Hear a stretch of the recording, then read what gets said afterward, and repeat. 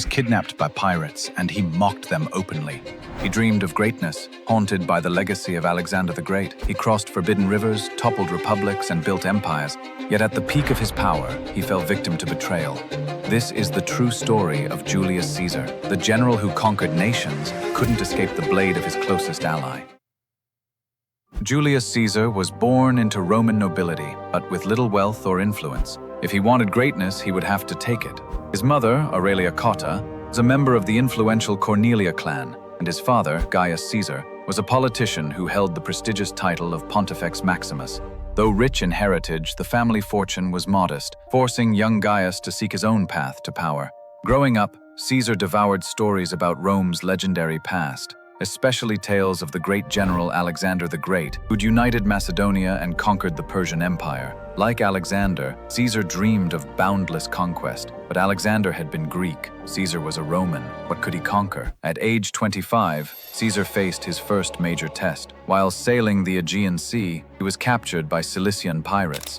The Cilicians were notorious for preying on Roman ships, but they'd never taken such a high-profile captive. They demanded a massive ransom, 30 talents of silver, equivalent to over $1 million today. Caesar scoffed. "I'm worth more," he declared. The pirates laughed. "You are nothing. You'll do whatever we say." They stripped Caesar naked and chained him below deck. For months, Caesar suffered, enduring hunger, thirst, and beatings from his captors. But rather than breaking him, the experience hardened Caesar, filling him with hatred for his weak captors. Whenever they taunted him, he'd berate them, promising revenge. "I'll return and crucify all of you." The pirates just laughed harder. Finally, after 5 months, Caesar was released. The pirates had grown afraid. News of Caesar's identity spread, along with rumors of his wrath. Fearing for their lives, they agreed to accept a reduced ransom and set him free. Caesar wasted no time. Immediately, he assembled a fleet, hunted down his captors, and fulfilled his grim promise. Yet in a strange twist of mercy, he slit their throats first. It was faster and more merciful than crucifixion.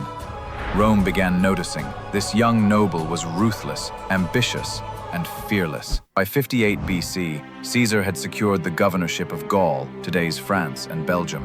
There, he met the Helvetians, a powerful tribe planning to invade Roman territory. Caesar attacked first, winning a stunning victory at the Battle of the River, ensuring Gallic stability for the foreseeable future. Yet governing Gaul wasn't about military might, it was about diplomacy too. Caesar bribed local chieftains, forging alliances and subjugating potential enemies.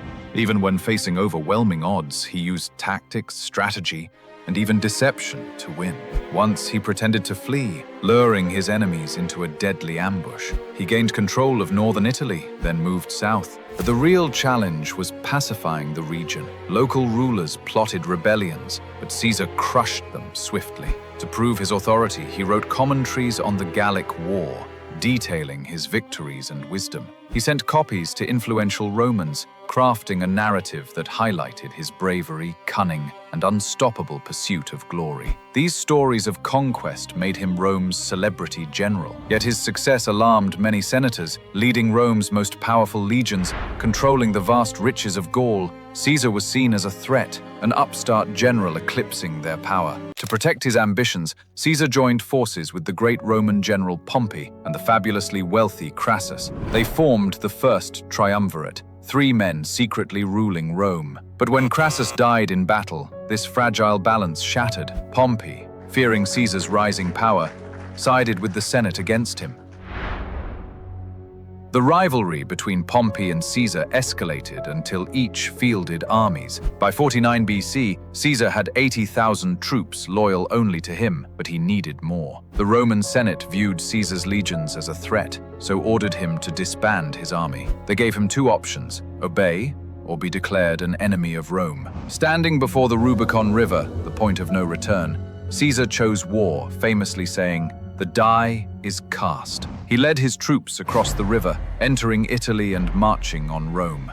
Pompey, surprised and unprepared, fled eastward. Caesar's victory seemed inevitable, yet the war lasted 4 years. Pompey was a skilled commander, and Rome's provinces were vast. But with every battle, Caesar grew stronger. In 47 BC, he pursued Pompey to Greece, where the two met at the Battle of Pharsalus. There, Caesar's superior numbers and disciplined legions overwhelmed Pompey's forces. The battle lasted just 2 hours. Pompey fled to Egypt seeking safety, but there too he was betrayed. The Egyptians hoped to please Caesar by assassinating Pompey, and so while riding through the streets of Alexandria, soldiers stabbed him to death. Caesar was disgusted by this betrayal and mourned his fallen rival. Caesar now ruled the known world, but few celebrated. His victories had left Rome impoverished, yet, as he traveled the provinces, crowds cheered him. They knew Caesar's rule meant peace. Caesar arrived in Egypt during a brutal civil war. The kingdom was divided between the young queen Cleopatra and her younger brother Ptolemy XIII. Caesar chose sides, supporting Cleopatra, not only because she intrigued him, but because he believed she could unify Egypt. Meanwhile, Ptolemy had assembled a formidable navy, blockading Cleopatra in the Egyptian capital of Alexandria. Caesar laid siege to the city, bombarding it with artillery. His forces outnumbered Ptolemy's, but the pharaoh's navy remained a threat. So Caesar ordered his engineers to build mole-like structures into the sea, creating harbors for Rome's warships. Days turned into months, and Caesar faced shortages of supplies and manpower. Then Cleopatra offered a bold solution. She would sneak into the city, disguised as a member of Ptolemy's court, and negotiate a peace treaty from within. Caesar accepted, and it worked. Ptolemy was shocked. As Caesar entered the palace, the royal siblings recognized each other, and shocked, they fell into each other's arms. Together, they defeated Ptolemy's generals, ending the civil war.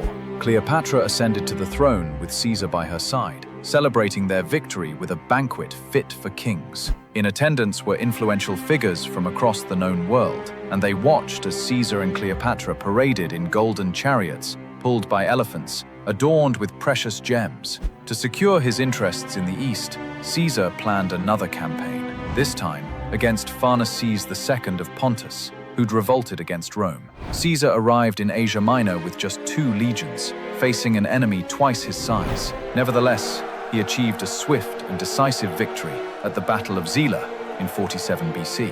Proudly, he reported to Rome, "Veni, Vidi, Vici. I came, I saw, I conquered." Pharnaces fled to the Pontic capital of Sinope, where Caesar cornered him. Facing defeat, Pharnaces surrendered. Caesar allowed him to keep his fortune if he paid a hefty tribute to Rome and agreed to become a Roman client king. With his enemies subdued, Caesar returned to Rome in 46 BC, a conquering hero. Upon returning to Rome in triumph, Caesar's status soared. Celebrations filled the streets, and Rome proclaimed him dictator for 10 years, a title that soon became dictator for life. Caesar enacted sweeping reforms, reshaping Roman society, redistributing land to veterans, expanding citizenship, and introducing a calendar system, the basis of today's calendar. However, Caesar's unrivaled power stirred deep resentment within the Senate. Many senators feared Rome's proud republic was slipping away, replaced by the rule of one man. At the heart of this brewing conspiracy was Marcus Junius Brutus, a senator Caesar admired deeply, perhaps even seeing him as a son.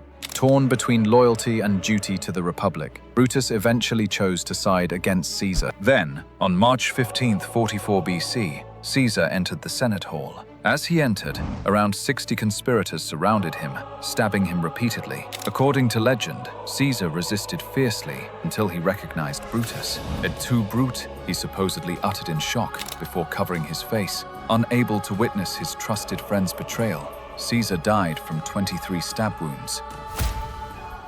The assassins hoped Caesar's death would restore Rome's republic. Instead, civil war erupted again, pitting Caesar's heir, Octavian, against his assassins and other rivals. After years of bloodshed, Octavian emerged victorious. He consolidated power, becoming Rome's first emperor, Augustus. Ironically, Caesar's death ensured the end of the republic he'd once served and transformed Rome into a true empire. His name, Caesar, became synonymous with absolute power, echoing through centuries in titles like Kaiser and Tsar. Even today, Caesar's legacy surrounds us. The month of July bears his name, reminding the world forever of Julius Caesar, the ambitious general, legendary leader, and tragic victim of betrayal.